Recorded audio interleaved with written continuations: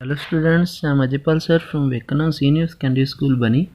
Now we start the next concept of class plus 2 physics. Okay, now the next concept is refraction on the basis of wave theory. Wave theory के base पर हम refraction prove करेंगे. कल हमने reflection prove किया था. Okay, तो इसके लिए आपने क्या करना है, ये बेसिकली थोड़ा थ्योरेटिकल कॉन्सेप्ट है, इसलिए मैं बुक से आपको करवा रहा हूँ. ओके, तो इसके अंदर थ्योरी ज़्यादा है तो लिखने में टाइम लग जाएगा, तो इसलिए आपको जल्दी समझा देगा बुक से. ओके, तो X Y is a plane surface. ये देखो एक्स वाई क्या है, एक प्लेन सरफेस है. ठीक है, इस प्लेन सरफेस के दोनों साइड जो मीडियम है उनका जो रिफ्रैक्टिव इंडेक्स है अलग अलग है. ऊपर जो मीडियम है दैट इज द रेयर, और नीचे जो मीडियम है वो डेंसर मीडियम है. ओके, चलो अब ऊपर जो स्पीड ऑफ लाइट है उसको c1 से रिप्रेजेंट किया गया, नीचे जो स्पीड ऑफ लाइट है उसको c2 से रिप्रेजेंट किया. ये लिखा हुआ X Y is plane surface which separate a denser medium of refractive index mu from a rarer medium. If C1 is velocity of light in rare medium and C2 is velocity of light in denser medium. C1 क्या है, velocity of light क्या है,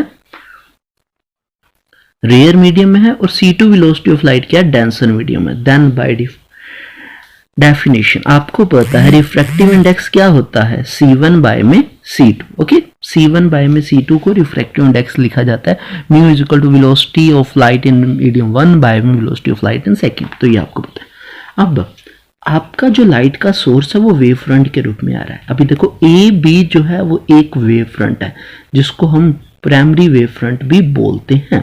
अब ये जो आपका wave front है A B is plane wave front incident on X Y पे इंसिडेंट होगा. ये ओके, एक्स वाई पे इंसिडेंट होगा at angle B A dash, B A dash. ये देखो ये जो वेव फ्रंट है किस एंगल से, एंगल आई से इसके ऊपर इंसिडेंट हो रहा है. ओके, तो यह इंसिडेंट रे 1 2 3 वो आप कर सकते हो. अब आपको पता हाइजन प्रिंसिपल क्या बोलता था. According to Huygens principle every point on A B, जो ए बी है उसके ऊपर जितने भी पॉइंट हैं आगे जो उसके ऊपर जाएंगे वो सेकेंडरी वेवलेट की तरह काम करेंगे. ओके, इस सोर्स ऑफ सेकेंडरी वेवलेट, ये प्राइमरी वेव फ्रंट ही सेकेंडरी वेवलेट का सोर्स बनेगा. Let the secondary wavelet from B. अब यहां से जो सेकेंडरी वेवलेट बाहर वाला इससे फॉरवर्ड डायरेक्शन के अंदर वो ए डैश पॉइंट पे स्ट्राइक कर रहा है, और टाइम कितना लग रहा है उसको, टी. तो ये डिस्टेंस हम निकाल सकते हैं. अब देखो यहां से ए डैश के ऊपर स्ट्राइक कर रहा है, टाइम उसको टी लग रहा है, और c1 उसकी वेलोसिटी है. तो आप क्या लिखोगे, बी ए डैश आप लिखोगे c1 multiply T. Okay, c1 multiply T जो होगा वो बी ए डैश हो जाएगा. अब the secondary wavelet A travel in the denser medium velocity C2 and would cover a distance C2 into T in T second. अब यहां से भी तो वेव फ्रंट ट्रैवल करेगा, therefore A as a centre, A को centre लो, radius इतना ही लो क्योंकि सेम डिस्टेंस ट्रैवल करेगा, रेडियस इतना ही लो और एक आर्क यहाँ पे ड्रा कर दो. ये जो आपने ये लिया था डिस्टेंस C1 इंटू टी लिया था, अब आपने C2 इंटू टी लेना है, C2 इंटू टी लेना है. तो आपको पता है कि डेंसर मीडियम के अंदर स्पीड ऑफ लाइट कम होती है, तो यहाँ पे जो आपकी जो ये वाली आर्क आएगी उससे कम आएगी. ओके, तो यहाँ पे आप आर्क ड्रा कर दोगे. इसके बाद आर्क ड्रा करने के बाद ए डैश से आपने एक टेंजेंट ड्रा करना जो इस आर्क को टच करे. ओके, तो आप ये आर्क भी ड्रा कर दोगे, यहाँ तक आपका हो जाएगा. Okay, we can show that, next है we can show that secondary wavelet starting from point D, okay, D point से स्टार्ट होकर incident wave front A B के ऊपर वेव फ्रंट के ऊपर क्या कर रही है, स्ट्राइक कर रही है. आफ्टर रिफ्लेक्शन एट पी पे वो रिफ्लेक्शन करती हैं और डी डैश पर पहुंचती हैं और बाद में A dash B dash wave front बनाती हैं, जिसको सेकेंडरी वेव फ्रंट बोला जाता है. देखो ए बी प्राइमरी था, वहां से ट्रैवल किया और बाद में ये दूसरे मीडियम के अंदर A dash B dash secondary wavelet बना रहे हैं. ओके, तो ये आप इतना कर लोगे. अब यहाँ पे आपने को आई एंगल तो मिल गया था, अब आपको पता है ये जो आपका एंगल होगा वो एंगल ऑफ आर होगा. Let R is the angle of refraction, इसको आप एंगल ऑफ रिफ्रैक्शन मान लोगे. ओके, तो इतना आप कर लोगे. अब आपने क्या करना है, देखो नेक्स्ट क्या है, आपको पता है साइन क्या होता है. साइन किससे रिप्रेजेंट होता है.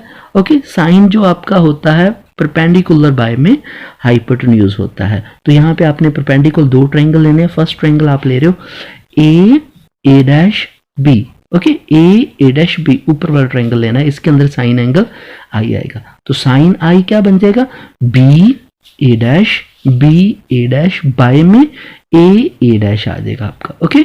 आपको पता है यहाँ पे ये वाला 90 का एंगल है ना, तो 90 के एंगल के सामने वाला हाइपोटेन्यूज होता है और ये आपका परपेंडिकुलर रहेगा, okay. B A dash by में ए डैश आपका यहाँ पे आ जाएगा। अब आपको बी ए डैश की वैल्यू पता है C1 इंटू टी होती है, ओके। ए डैश ए को वैसे का वैसे लिख लोगे। दूसरा ट्रायंगल अब आप नीचे वाला ट्रायंगल लोगे, ये वाला ए डैश बी डैश, इसके अंदर भी साइन आर रिपोर्ट करोगे। साइन आर क्या आता है, परपेंडिकुलर बाय में हाइपोटेन्यूज। यहाँ पे परपेंडिकुलर क्या है, ये वाला, तो ये परपेंडिकुलर आप लिख लोगे और बाय में हाइपोटेन्यूज ए डैश लिख दोगे, ओके। तो इसकी वेलोसिटी भी C2 इंटू टी पुट कर दोगे, ये नीचे वाला भी ए डैश आ जाएगा। अब आपने क्या करना है, दोनों को डिवाइड कर देना, साइन आई बाय में साइन आर कर दोगे और आपका जो टी भी कट जाएगा, नीचे वाला ए डैश भी कट जाएगा और C1 बाय में C2 आ जाएगा और वो आपको पता है म्यू के इक्वल होता है। तो यही था स्नेल्स लॉ, इसी को तो बोलते थे sine of angle of incidence to sine of angle of refraction is equal to a constant, this constant is known as, okay, refractive index. इसको स्नेल्स लॉ ऑफ रिफ्रैक्शन भी बोला जाता था, ओके। तो ये आज का आपका कॉन्सेप्ट था, आपने ये अच्छे से करना, बिल्कुल इजी कॉन्सेप्ट है, कोई दिक्कत नहीं। मैं दोबारा थोड़ा रिपीट कर देता हूँ।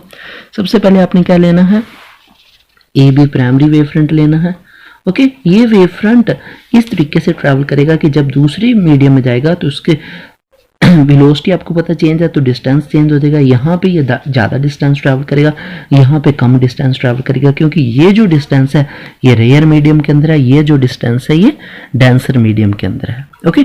तो फिर आपने क्या करना है, ये डिस्टेंस भी कैलकुलेट कर लेना। इसको डिस्टेंस को C1 इंटू टी से कैलकुलेट हो जाएगा और ये जो डिस्टेंस आपका C2 इंटू टी से कैलकुलेट हो जाएगा, ओके।